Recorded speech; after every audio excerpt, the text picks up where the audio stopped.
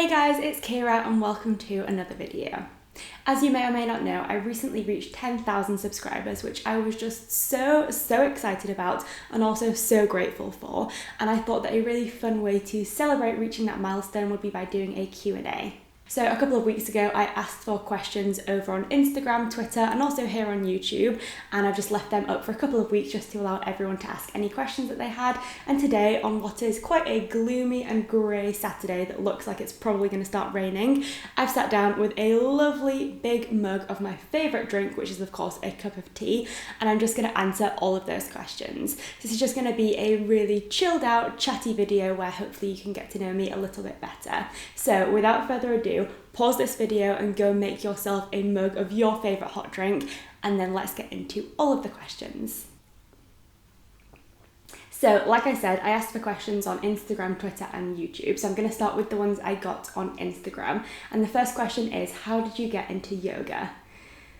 And that was kind of, I wouldn't say a long story, but it wasn't just like a straight up, I went to a yoga class and suddenly I was a yogi person and I loved yoga. It was definitely a longer process than that. I actually first started doing yoga on and off when I was at university, and that was just through doing the Yoga with Adriene videos on YouTube. And I did enjoy them, but they certainly didn't like hook me or really pull me into yoga. And then a couple of years ago now, I started going to a class at my local gym, and the teacher there, Grace, was absolutely incredible, and she honestly just transformed my view of yoga completely. I had always thought of yoga as just being something quite slow and stretchy, and in these classes, whilst I definitely improved on flexibility, I also saw that I could really get like a good workout from yoga, and I saw myself improving in not only flexibility but also strength in areas that I'd not usually had strength in, and just fitness in general. And so it completely transformed my view of yoga, and from that point I was hooked. So I guess it's kind of just like that. I kind of started doing them on and off, and then I just found the perfect teacher, and that kind of transformed it. And then from there, I just started going to more and more classes all of the time, and basically filling all of my spare time with yoga. And honestly, I just absolutely loved it. So I'd say the key is really just trying out a few different styles, a few different teachers, and just finding the one that really speaks to you, because yoga is so individual and there are so many different styles and just varieties out there. And even within the same style, so I did my yoga teacher training in Vinyasa Flow. All of the people on my teacher training course had their own individual style and interpretation of Vinyasa Flow. So even with that sort of like branch of yoga, you can still find so much variety. So how I got into yoga really was just by trying out a few classes and finding the one that just really worked for me. Next up we have, what advice would I give to anyone wanting to read more classics, and then if I've got any recommendations for classics to start with. My first recommendation, and this is the biggest one, is start with what you know you already like. Classics is such a broad and general term, and really kind of just tells you that this book was probably written quite a while ago, and that's all the term classic really tells you. And so I don't really like using the term classic as a really descriptive term, because it doesn't tell you all that much about a book at all. And so just look at your reading taste in general. If you're someone that really likes romance, then maybe read classic romance, like something like Jane Austen, or maybe something from Charlotte Bronte, or just something like that kind of is a more classic turn on the current romantic genre. If you like horrors, then go for classic gothic like Frankenstein and Dracula and all of that good stuff. And if you like murder mystery, maybe turn to Agatha Christie and all of those types of things. So my first step would just be look at what books you like in general already, and then try and find classics that match that genre. Because if you are someone that absolutely hates romance, then probably classic romance is not going to be for you, because it's just not what you like to read. And so I'd view classics as very similar to the books that I read in general, and I try to read classics in the same styles of genres that I would read in regular books or contemporary books, just because that makes sense. So in terms of where to start, it is difficult to say because, like I said, it really depends on your own preferences. A place to start might be with some modern classics though, because they just seem a little bit less daunting and often can be a little bit shorter as well. So some of my favourite modern classics would be The Great Gatsby, which is a really short read and honestly is just incredible. I also really like The Catcher in the Rye, which again is really, really short.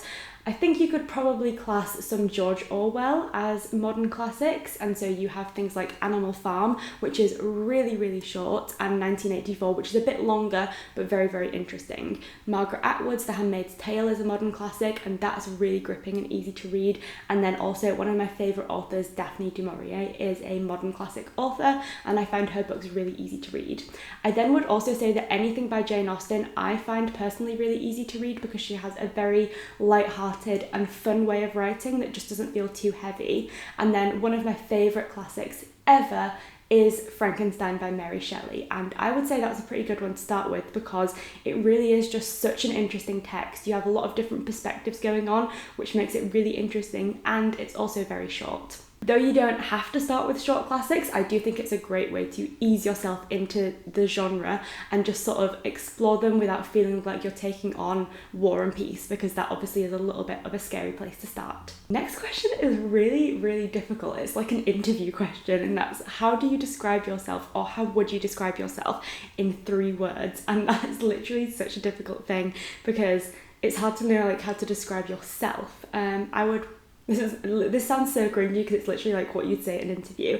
I probably wouldn't say this first one in an interview, but I'd say I'm probably like quite hyper and energetic.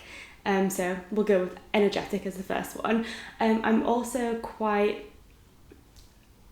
I'd say I'm quite happy. Like I'm an overall positive person. I try to bring positive attitude, and then determined because I definitely can be very, very focused and sort of driven when I have a goal in mind. So the next question is one that did come up on Instagram, but it was also asked in a few different ways across Twitter and YouTube as well, and that is, what is my job?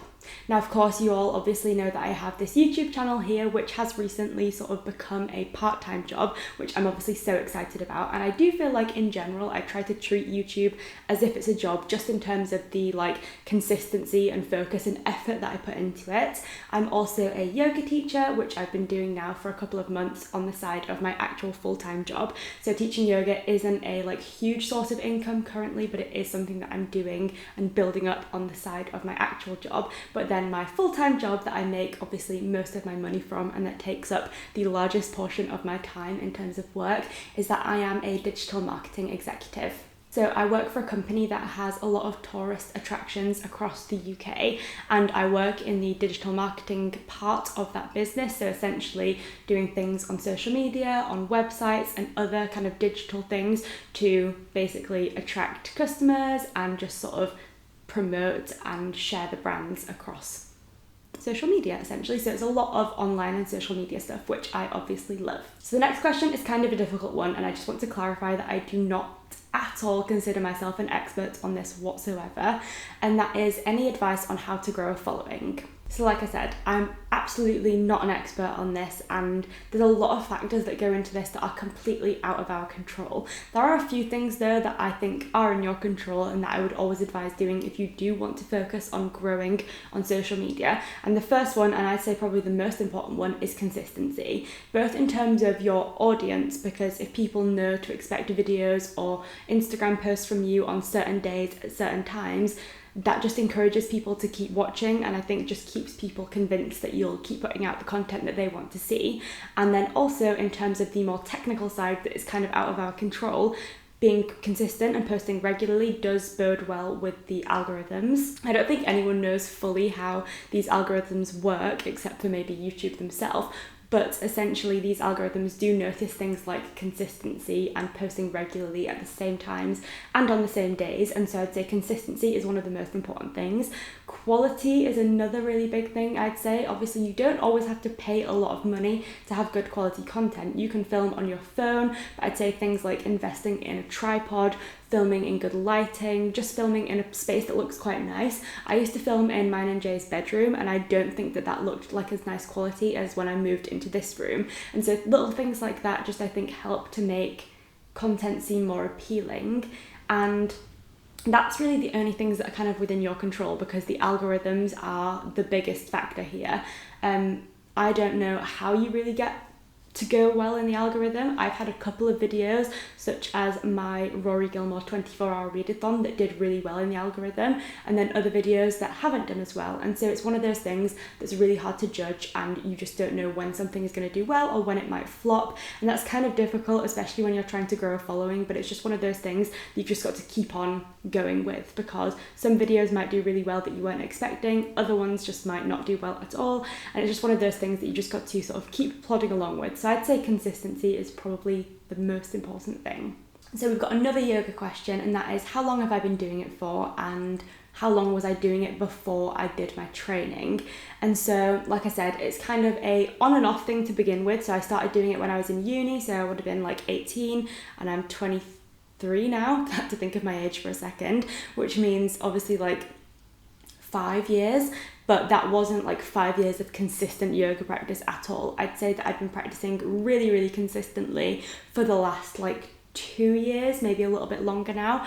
And so I did my training earlier this year. So I'd say it was probably about 2 years of consistent yoga, and then kind of more on and off before that, if that makes sense. Next up, we've got what was my least favourite book that I studied at university. And not gonna lie, there were quite a few books that I didn't love at university, because you just read such a range, and they're not always going to be things that you want to read personally. And I do think when you're studying an English literature degree, you're not always studying it to love every single book, because you're there to critique and write in a more like objective way about the book. So sometimes it's actually more helpful to not love them, just because then you can be more objective in your criticism. But two that are jumping to mind right now are, first of all, Heart of Darkness by Joseph Conrad, which was one of the first books I studied at university. At the University of Leeds, where I studied, we did a module in first year which was writing critically, and for that we studied one book, which was Heart of Darkness,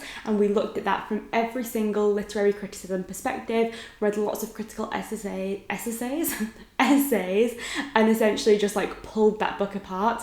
And in general, that book wasn't something that I would typically choose to read of my own accord anyway, but then having spent such a long time pulling it apart, really, really criticising it, I was just so over it by the end. So that's definitely up there. And then another one was Pamela, or Virtue Rewarded by Samuel Richardson, which I didn't even finish because it was the dullest book I've ever attempted to read in my life. I think that was on an 18th century literature module, or it might have just been a module on general prose. I can't remember. It was one of those two, but either way, I hated that book. I couldn't tell you anything about it because it was just so dull, and it's not very common for me to not finish books, so that says a lot about that one. So someone has asked me to tell you more about my life outside of YouTube, so like hobbies and other interests that I've got. I feel like I do on YouTube share a lot of my general life. Obviously I make specifically bookish content, but then I also share foodie content and just general lifestyle in my vlogs. So I feel like you do know me relatively well, but let me think if there's anything fun I can tell you about myself. So obviously, like you know, I obviously am a yoga teacher, so that's something that I do quite a lot. I don't share a huge amount of yoga on YouTube, although I definitely would like to share more of it in future, but I definitely do a lot of yoga off of YouTube because I'm not always going to pick up the camera every time I fancy doing some yoga. I am obviously a digital marketer, so I really enjoy all things to do with learning more about digital work and how we can market more online, because I do think that is going to be like basically all marketing in future. Obviously there's more traditional marketing like print and magazines and those types of things, but I do think in the future that's just going to be gone completely and everything will be digital, which I think is really exciting. What else is there to know about me? I feel like this makes me sound super boring. I'm the sort of person who can concentrate on a book if I really, really want to, but I really struggle to concentrate on watching films. So although I do love some films, I really struggle to watch them. So I definitely spend a lot more time watching YouTube or TV shows. My favourite TV shows would probably be Gilmore Girls and Friends, basically. I watch lots of other things, but those are the two that I always come back to. And what else is there? I don't know. If you have any specific questions that you want to know more about what I do, let me know. But essentially, I'm quite a simple person. I enjoy books, I enjoy tea, I enjoy cooking lots of food and watching YouTube, and that's about it. Next up we have, how did I find my yoga teacher training program? And this is an interesting one because my yoga teacher training program changed at the very last minute on account of the fabulous pandemic that we all got thrown into, which was unexpected and kind of inconvenient. And so my yoga teacher training program was supposed to take place between March and June, and it was supposed to be in a few blocks, and that still stayed the same, but those blocks were meant to be done in the yoga studio which I usually practice at, and because of the pandemic it had to be done online. So that obviously changed a lot of how we had that information delivered, in terms of we learned the same information in terms of anatomy and philosophy, but then when it came to practicing teaching, we were teaching people on Zoom, and it was just a really interesting way to get a perspective into a different style of teaching, because it was new to the studio and of course it was new to us. And so it was really, really good actually. I was so surprised by how well they still managed to deliver the information. I think especially in terms of the theory, you can learn it just as easily online as you could in person, but I do think it was a little bit sad just to miss out on that overall experience, because it was meant to be just like nice going into the studio, meeting all of the other trainees, and then like spending our free time together, going off for coffee and lunches, and all of that stuff obviously was kind of missed out on, which was definitely very sad. And that is kind of what you expect from your teacher training programs. So it was a little bit sad to miss out on that, but just in terms of the actual content of the course itself, it was really, really incredible, and I felt super equipped and knowledgeable when I finished the course, ready to start teaching, and then I started teaching pretty much straight away. And so I feel like it definitely equipped me well, and I now teach both online and in studios, so I feel like I've still been able to apply everything that I learned online and take that into a real like in-person teaching situation. And so I found it really, really good. However, I have booked onto a couple of other yoga teacher training programs as well. I've booked onto a yin yoga teacher training and a restorative and mindfulness training, both of which are taking place in November. And now that studios and gyms are reopen again, I should be able to do them in the studio, which means that I'll get to learn even more about yoga, but also get that extra bit of like in-person yoga studio teacher training vibe, which is what I feel like is the only thing I missed out on from that first one. Next up, we have any book recommendations on veganism and yoga. Now, I haven't ever read a book about veganism, so I am absolutely no help whatsoever on this, mostly just because I don't read a lot of non-fiction. And then in terms of yoga, I can obviously recommend the books that I studied on my teacher training course, which was, first of all, The Key Muscles of Yoga, which doesn't sound very interesting, but in terms of if you're wanting to learn more about anatomy, or if you ever do want to become a yoga teacher, that book is invaluable because it is just so informative and absolutely incredible. We also have the Bhagavad Gita, which is one of the like yoga philosophy texts and is very, very interesting.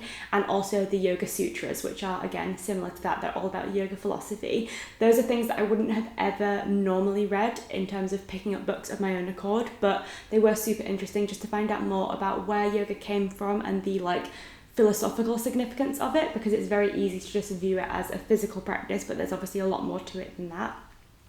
And then this one is specifically a yoga teaching book recommendation, and that is a book called Teaching Yoga Beyond the Poses, and it's all about how to theme classes and just give your classes a little bit more depth rather than just like talking people through a series of movements, and instead it's all about like the extra things you can throw in there to just make the classes a little bit more meaningful. And that has been a really great book as well, so I'll have those listed down below in the description box if you're interested in checking them out. But those are the ones I'd recommend. There are so many more out there though, and plenty more that I want to read, but so far with my limited non-fiction experience, that's what I've got. So the next question, I'm not fully sure what the question means, and that is, how long does it take to become a yoga teacher if you are a complete beginner? So I'm not sure if you mean if you're a complete beginner to yoga in general, or if you're just a beginner at becoming a teacher. So if you're a beginner at yoga in general, I'd say don't even think about becoming a teacher yet. Just experience yoga for yourself, because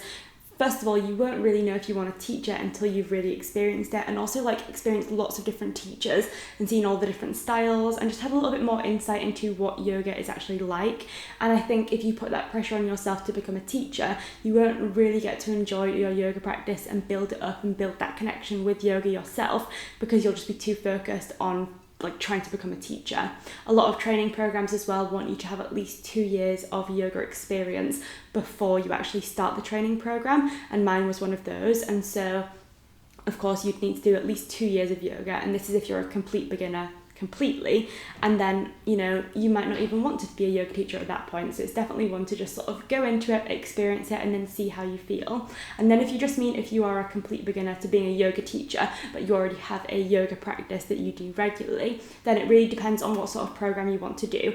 Like I said, mine was a 3-month program made up of a few different blocks. So the first block we did was 9 days long, and then after that one we had 4 blocks that were each 4 days, and that took us from the end of March until the end of June. There are other teacher training programs, especially a lot of the ones that are abroad in places like India, which are really intensive, and they take like 3 weeks to a month, and that is literally doing yoga all day every day, where that's the only thing you're focusing on. Whereas in my one, I took holiday from work and fit it in and around the rest of my life, or at least that was the initial plan, but then lockdown happened, so really all I had to do was yoga. But hypothetically, my one would be one that you could have fit in and around your actual life and job or studying or anything else that you've got going on. And then you have ones that are even longer. There's some in studios I know near me which are 18 months long, where you do 1 weekend every single month for 18 months. And so it really depends on which studio you do and maybe which training course you go for,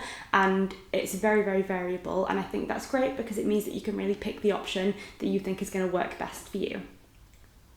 Next up we have a favourite book of all time. I'm going to be really quick with this one and I won't explain them because I've talked about them all before. We have Frankenstein by Mary Shelley, also Normal People and Conversations with Friends by Sally Rooney, and I think that'll do. Jess has asked what was the best vegan restaurant I've ever been to, and I'm actually struggling to think if I've been to any super specifically vegan restaurants. I feel like I've been to lots of vegan cafes, and one in Berlin in particular was called Bramable's Donuts, and it's a fully vegan donut shop, which I absolutely loved. But I don't tend to go to specifically vegan restaurants because I'm the only vegan in my family, so usually we look for vegan friendly restaurants but that suit everyone else as well. So Mary asked, when did I start doing yoga, which I've obviously already talked about, and then what would I ask my favourite author? Now that would require me to choose a favourite author, which is quite difficult. Up there we have Mary Shelley, although Frankenstein is like pretty much the only thing of hers that I really know super well, but I just love it so much. We have Sally Rooney, who I think I'd ask Sally Rooney, when's your next book out? And then we also have Daphne du Maurier, who I just think is an incredible literary genius. So in terms of Daphne and Mary Shelley, I might ask them like, where do they get their inspiration from? Because Mary Shelley was such a groundbreaker in talking about science fiction, which is something that just hadn't ever been done before. And I think Daphne du Maurier's books were just so atmospheric that I just would love to know where her inspiration came from, because they all take place in Cornwall, and I feel like that setting definitely is an inspiration, but I'd love to know if there's any more inspiration behind her works as well. So someone asked whether or not I've been reading since I was a child or if it's a habit that I developed later on in life, and it is something that I've been doing basically since I could. I always read with my mum when I was really little, and then as soon as I could read on my own I did, and it's basically been my habit ever since. My parents are divorced and they have been like pretty much all of my life, and so when I would go and stay with my dad for like weeks or weekends, I would always take a carrier bag filled with books. Whether or not I was going for one night or whether I was staying for a week, I would have to bring like 10 books just in case I wanted to read any of them. So yeah, I've been a reader for pretty much as long as I can remember. Ooh, I love this question from Lucy. She has asked, what would my perfect Sunday look like? It would definitely start with a cup of tea, because that's how every good day starts, and maybe another cup of tea after that. I would probably do some yoga in the morning, and that's just always such a great way to start the day. I then might, after yoga, have a little bit of breakfast. Ideal breakfast would be pancakes with like vanilla yogurt and strawberries and maple syrup, and also a cup of chai. I then would maybe watch some of my favourite TV shows, so like I said, Gilmore Girls or Friends, maybe watch some BookTube, and then just probably like chill out for a little bit. Maybe if it was autumn, because that's my perfect Sunday, Jay and I would go out for a really nice walk, maybe pick some blackberries, come back, make a blackberry and apple crumble, maybe watch like a film in the evening. Like I said, I'm not a huge film person, but I do like rewatching old favourites, so maybe pick one of my old favourite films to watch and then just chill out. It would be pretty calm and cosy, I think. Probably do some reading as well, I should say. And then she's also asked Aragorn or Legolas, and this is a difficult question, as she well knows, and it's a little bit evil to put that in there, but I would say books, Aragorn, movies, Legolas, so bit of both. Carolyn asked, what is an author that I haven't read anything of yet but I want to? And oh my god, there are so many. One that's just come up into my mind straight away is Anne Bronte, because I've read something by Charlotte Bronte and something by Emily, but I've not read anything by Anne. And then Jay is currently reading a lot of Dostoevsky, and I haven't read any yet, so I'd say he's probably an author that I want to read as well. So the next person has asked a question here on Instagram and also on YouTube, and that is whether or not I'm into Latin American literature. To be perfectly honest, I don't think I've ever really read any Latin American literature, but I would definitely love some recommendations, so if you have any, definitely let me know because I would love to check them out. Ooh, I love this next question, and that is, what is my favourite thing about yoga? For me, I would say that the best thing about yoga is how it helped me to change my view of exercise. I came from a past of having a really unhealthy and disordered relationship with food, and so my view of exercise was always really focused on burning calories and just seen as a way to lose weight, and that was just my association with it. Whereas with yoga, it's really transformed my mindset into being focused on something that's more about what my body can do and how strong it can be and how you can move it in different ways rather than what it looks like or just trying to burn as many calories as possible. And then we have what are my top 3 favourite genres. Now, like I said, I don't really like to view classics as a genre, but I do love classics, so I'm not going to say classics in this one, but I will. Classics are included, if you know what I mean, but I just don't think that's descriptive enough to say classics as a genre. I would probably say contemporary literary fiction, so anything like Normal People and Sally Rooney's style of writing. I also do really love thrillers. I haven't read a huge amount of them, but I really enjoy them when I do read them, and so I'm trying to read more, so definitely thrillers. And then maybe I will say classics, because I do think I'm the sort of person who I enjoy reading so many different things. I would hate to be limited to just 3 genres, because I just love to read absolutely anything, and I don't feel like I'm super experienced in things like fantasy, but I do enjoy it, and so I find it hard because I just like to read everything. And someone else has asked me what is my favourite thing about Leeds. So Leeds is the city that I live in, and I actually do really like Leeds. I think it's in a really good location in terms of the UK because, for example, yesterday I went down to London just for the day, and there's really good train connections down to London. But then just as a city on its own, you've got really great access to loads of lovely places in nature, because we're kind of at a really great point between the Yorkshire Dales, the North York Moors, the Peak District. It's not too far away from the Lake District, and I feel like we're northern but relatively central, so there's great access to everywhere else. So that's a great thing about Leeds. I also just like how it looks.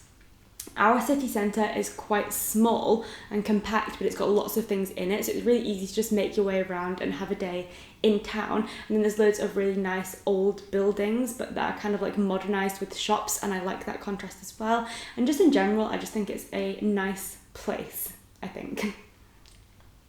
Next up, we have a few questions from Twitter. So first up, my lovely friend Meg has asked a few questions. Her first one was about an author I haven't read but want to, so I've already answered that, and also how I got into yoga. And then she's also asked how I got into veganism. So I've been a vegan for 4.5 years now, and I kind of just got into it gradually. I was a vegetarian before that, and then I just gradually started learning more and more about the environment and animal agriculture, and just decided that for me personally, I ethically aligned with that lifestyle. Absolutely no judgment or pressure on anyone who isn't vegan though, because I really am not that kind of person, but that's just personally how I felt about it, and I just felt like that diet aligned with my lifestyle and my ethics and how I wanted to eat. And I also just didn't find it too difficult to do. I did it gradually and it wasn't that difficult, and so once I'd made that transition, I just figured why not, because it's so easy to eat this way that I just don't see the necessity of having those non-vegan products. And then Meg has also asked who are some of my favourite booktubers. There are so many to talk about, but just to quickly run through a few, Meg is one of my favourite channels. Her channel is called Pride and Fiction, and I think it's incredible. It's so aesthetically pleasing and I just absolutely love it. I also love my friend Em from My Little Writer Em. Her channel is wonderful, again, super cosy, and I just think it's just wonderful. And she also posts a really great mix of bookish content and also writing, because she's an author, which I think is really interesting. I then have Lexi from the channel Alexandra Roslin. Her channel is so incredibly cozy and I absolutely love it.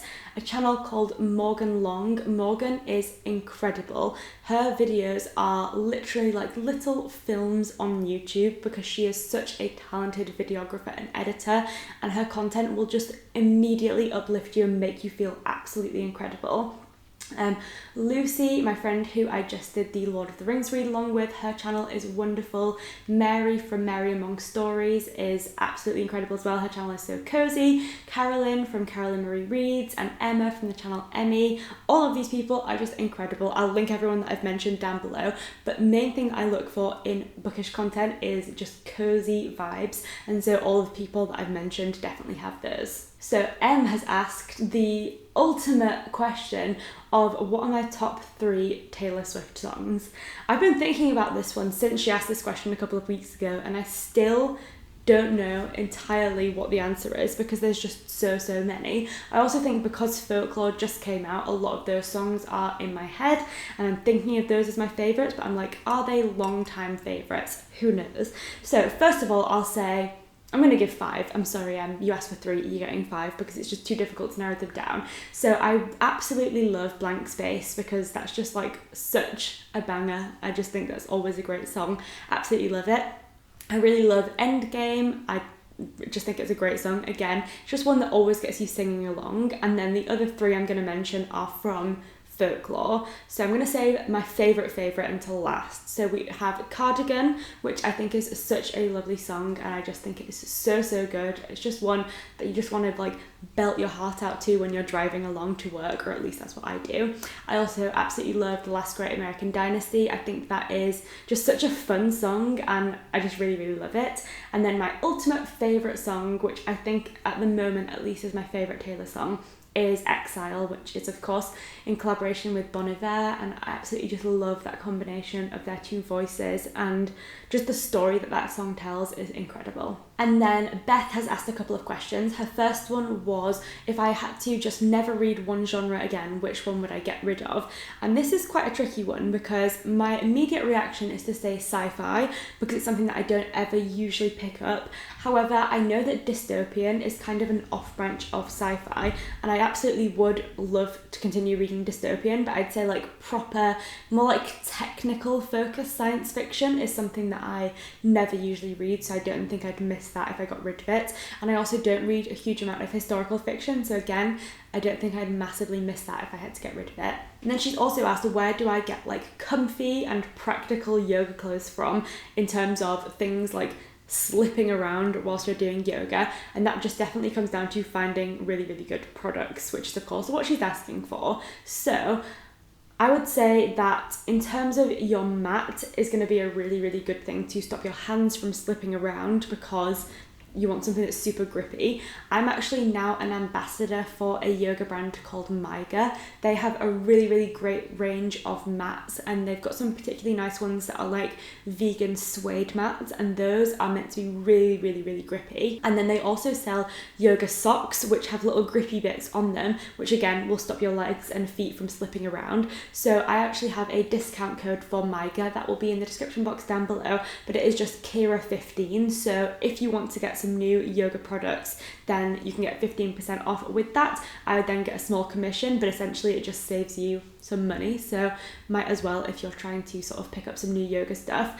And then I actually think Gymshark leggings are really great for being grippy. I find it really hard when you're doing tree pose when your foot just wants to slide down the leg, but Gymshark's seamless leggings are really grippy, and I find that my feet stay in place when I'm using them ones. So Han has asked, when did I start doing yoga, which I've already answered. And then this is quite an interesting one, which is when did I start feeling good at it? And I feel like with yoga, it's the kind of practice that feels like you're constantly developing and you always feel like there's new areas to grow and particularly gain flexibility. So it's not one of those ones where you suddenly turn up to a class and you're like, yes, I'm finally good at yoga. I feel like you get a lot of small wins in your yoga practice. So that might be something like being able to straighten your legs and touch your toes, which was definitely a big goal of mine to begin with. And obviously that's something that I can now do very, very easily. Might be like when you can put your feet flat on the ground in downward facing dog, or big ones for me were when I could do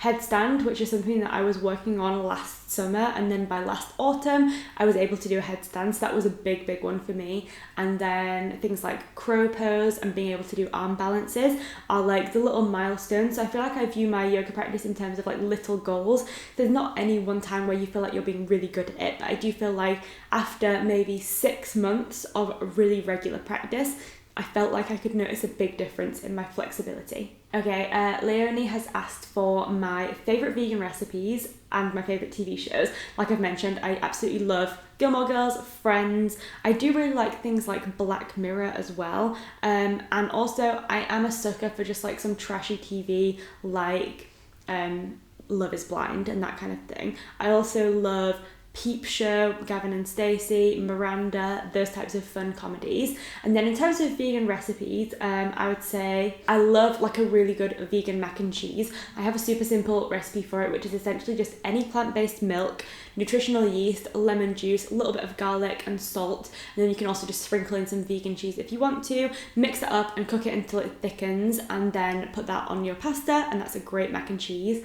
And I also love my vegan gingerbread recipe. I have a blog post with that, so I'll link that down below, but it is so good. Okay, next up we have, do I have any tips for reading quickly? Now, I'm not someone who described myself as a particularly quick reader. I think I can have a really good bursts of reading, but then I do get distracted after a little while. So I think it's maybe just finding time that you dedicate just to reading, and like maybe even bargaining with yourself and saying, right, I'm gonna read just solely for 30 minutes and then I can check my phone or something like that, just to get more reading done. But I think in terms of the speed of your reading, it's maybe something that you just develop over time, but maybe you're just not a fast reader and that's completely okay. I don't think that there's any pressure really to read at a certain speed. It's all about just taking in the words and enjoying it and having a good experience. And so I'd say I have times where I read hardly anything at all, and this month has been one of those months. Nearly the end of August and I've only read 3 books, so I definitely haven't had a very quick reading month this month,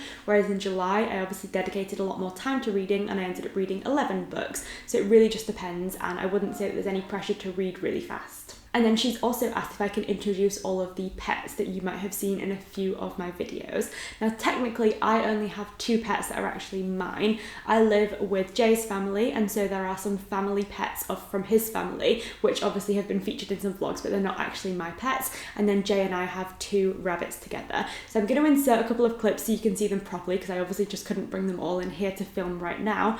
But essentially, just to summarise, Jay's family have 2 cats. They're called Nunez and Jeremy. I actually named Jeremy myself, and those are the 2 cats that you might have seen. They did also have a lovely little dog called Ruby, but sadly Ruby was quite an old dog and she got ill a couple of months ago, and sadly we lost Ruby, which was of course really, really sad. And I feel like she's probably the pet that you might have seen the most often in my videos, because she did just love chilling with me whilst reading and just sitting down on the sofa, and I could get a good book read and she was just chilling there. So I definitely do miss poor little Ruby. She was such a good little puppy. And then, I say puppy, she was like 11 years old, so she wasn't a puppy, but she was so small and cute and fluffy. And then Jay and I have our 2 rabbits, Gatsby and Willow. So I'll try and get some little footagey bits of the pets so you can see them up close, but those are all of the animals that you might have seen in my videos.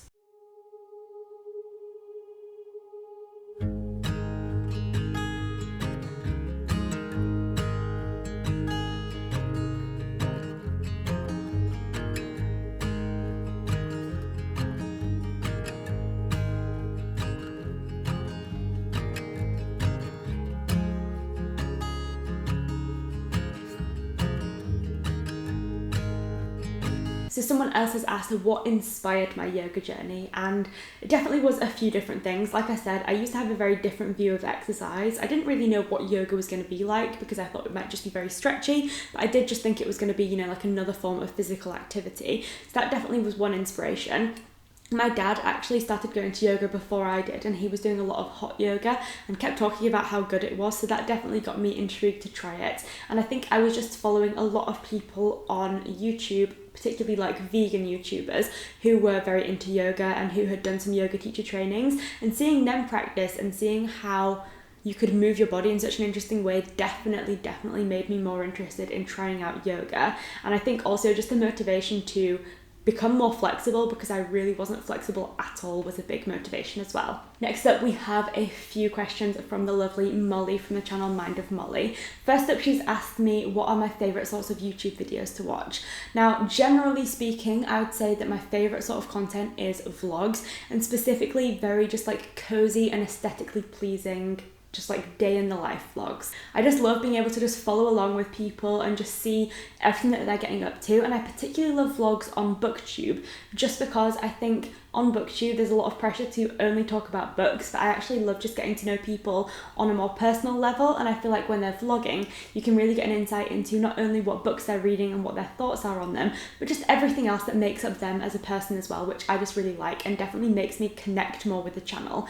So like I've already mentioned, some of my favourite booktubers are incredible vloggers. Morgan from the channel Morgan Long is just such an incredible vlogger, and her videos are like just so uplifting and incredible. And also Lexi from the channel Alexandra Roslin really makes incredible vlogs that I absolutely love. But I don't just watch BookTube vlogs, I actually watch a lot of content that doesn't come from within BookTube. I follow a lot of vegan YouTubers, and I actually used to watch vegan YouTube way before I found BookTube actually, and I actually started out this channel with vegan food content, which I obviously still share, but I shared that for a couple of months before I made any bookish videos. And so I watch a lot of channels who post foodie content and vlogs. One channel that was a vegan food channel and is now just more of a regular food and lifestyle channel that I love is Bonnie Rebecca. Her channel is really lovely. I also follow someone called Amanda Ducks who makes really lovely foodie content. I love Zoella. Maybe sounds a little bit basic, but I think Zoe's channel is absolutely incredible, and her vlogs are just second to none, like the best vlogs ever. So vlogs are definitely my favourite. And I also love a channel called Meg Josephson. She makes foodie content as well as meditation content and vlogs, and I think her channel is great. So essentially mostly vlogs across all kinds of different channels, as well as some foodie stuff as well. Next up, Molly asked if I could only read one genre for the rest of my life, what would it be?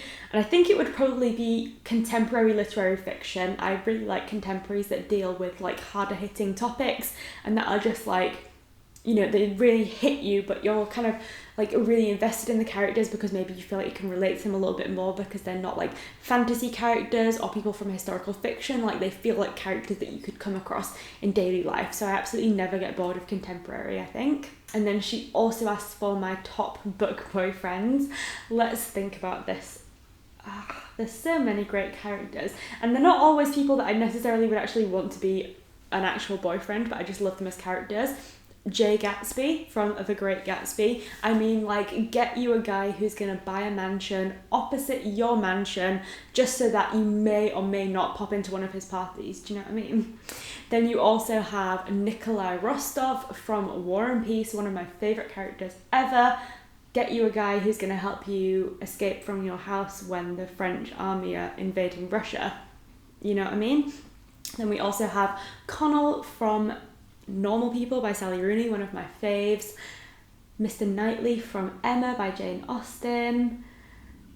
I think that'll probably do, but yeah, just some of those are lovely characters. Oh, Lily, this is such a good question. She's asked me what is my favourite yoga pose.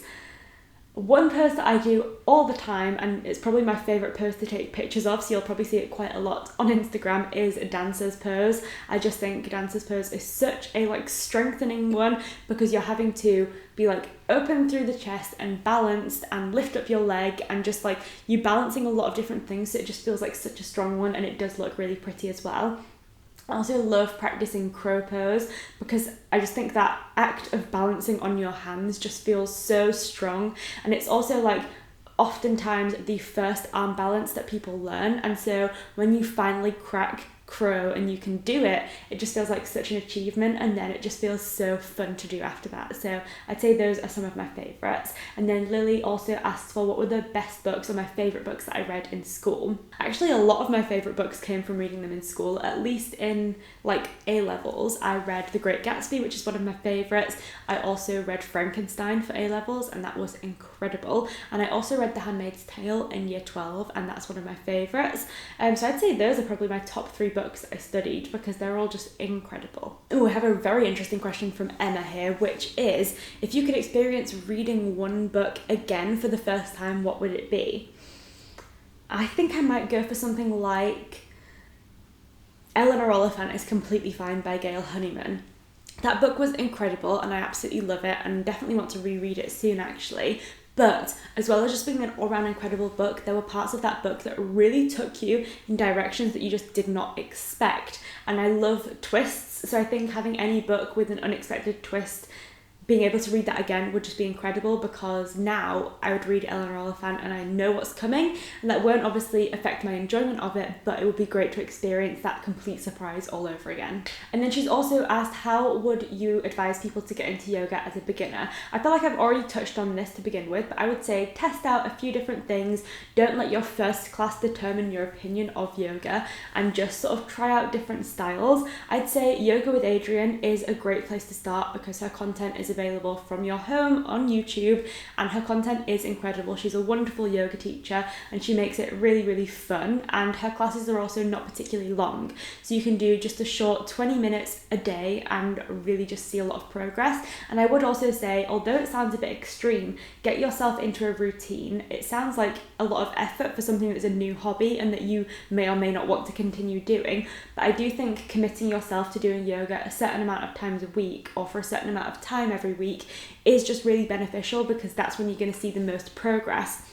And I do think that it's when you start to see that progress, when suddenly you can touch your toes or you can hold downward dog for like 5 minutes or something, is when you'll start to think, wow, yoga is actually having a really good effect on my body. Whereas if you just dip in and out of it and do it very occasionally, you're not going to see that progress and you might not connect with the practice as much. Okay, so I've kind of had this question already, but someone asked what made me start BookTube.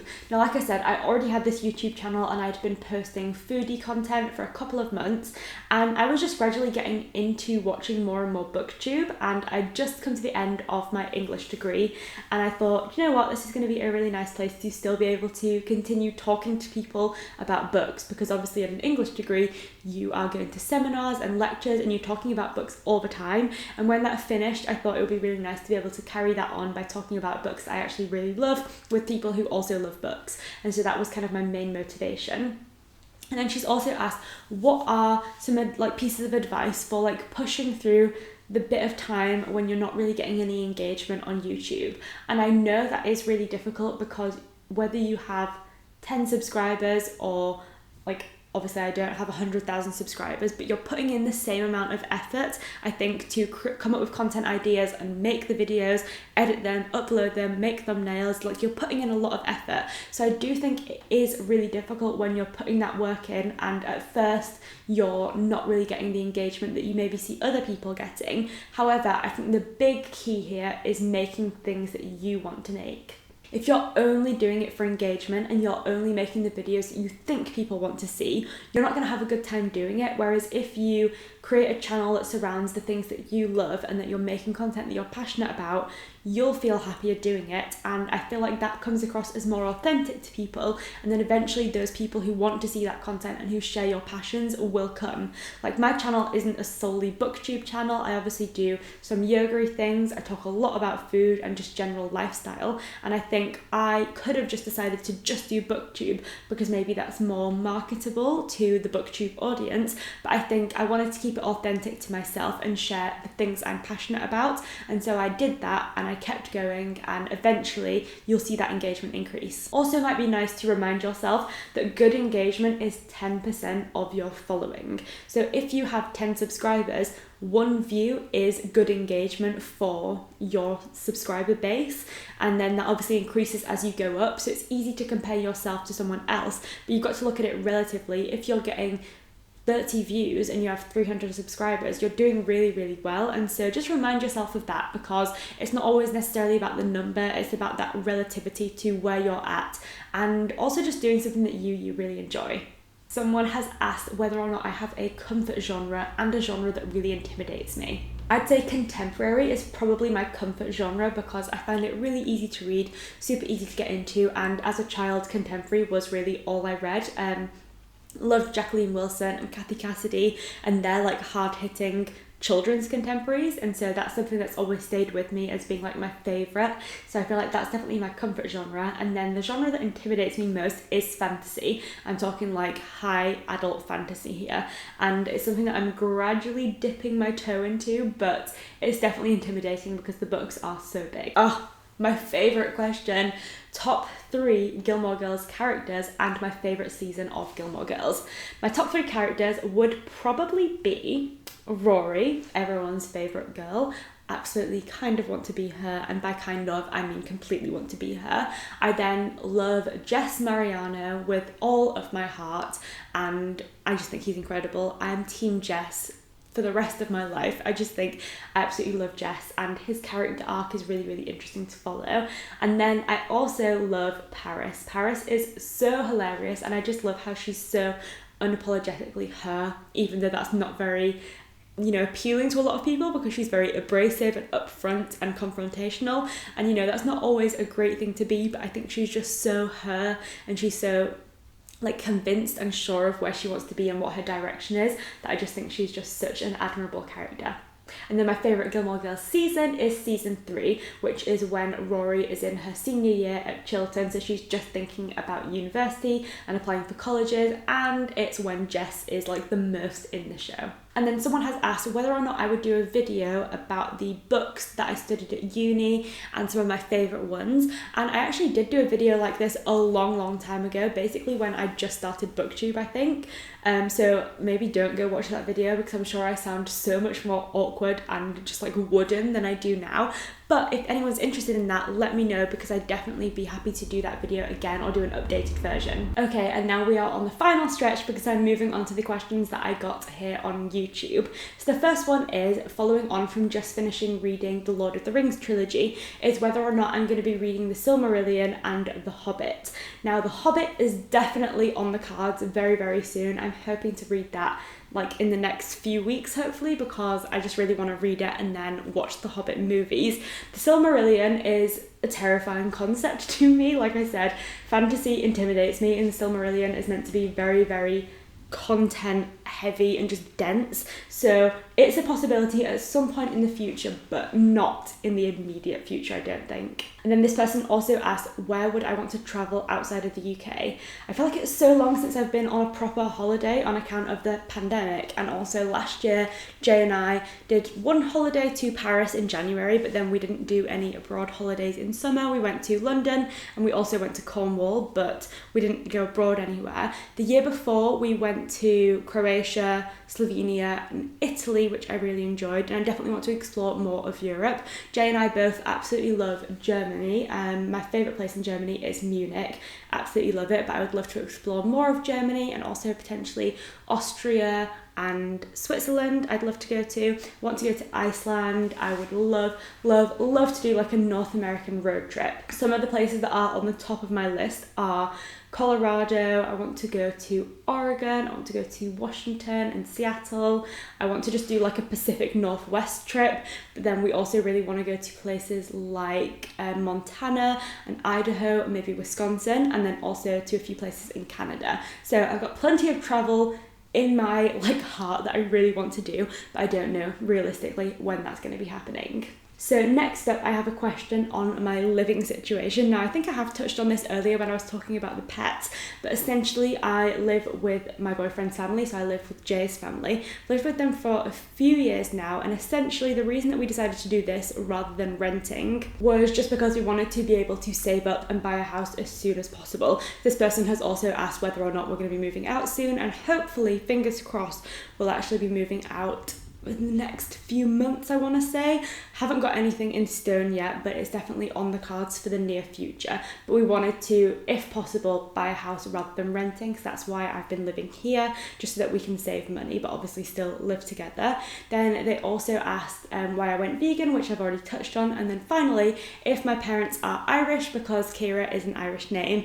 And yes and no. My mum is Irish. She is from County Cork and she's from a little town called Kinsale, and so she is the Irish part of my family. My dad is not Irish, he is from England, although his family is from Scotland, and so I have one Irish parent and she is obviously the one that came up with my Irish name. My brother and sister also have Irish names and theirs are a little bit more unusual than mine. My brother, who is like a year and a bit younger than me, is called Cavan, and my sister is like 6 years younger than me. She's actually been in a few videos and her name is Attain. So we all have Irish names, and that is thanks to my lovely Irish mum. So Lucy from the Book Bell channel has asked me what was my favourite book that I read in lockdown. I actually did a full video on the 5 best books that I read in lockdown, so I'll link that down below.